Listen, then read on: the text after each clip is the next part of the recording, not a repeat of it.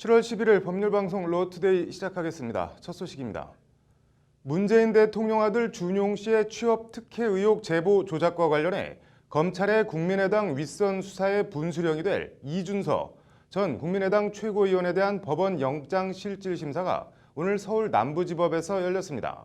이 전 최고위원은 나는 무관하다고 혐의를 전면 부인했는데 석대성 기자가 법원에 다녀왔습니다.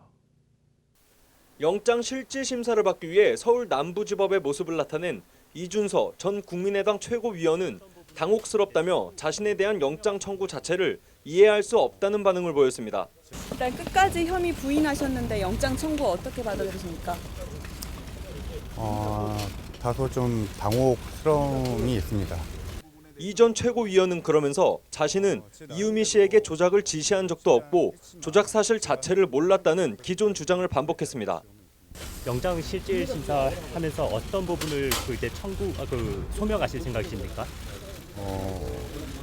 제가 여태까지 이유미 씨가 조작한 사실이 몰랐다는 거에 대해서 집중적으로 저는 얘기하고 싶습니다. 나름대로 검증을 최대한 했지만 내가 할 수 있는 한계가 있었기 때문에 아쉬움은 있다면서도 증거 조작과 나는 무관하다고 거듭 강조했습니다. 반면 검찰은 이 전 최고위원이 증거 조작의 실질적인 주범이라는 입장입니다.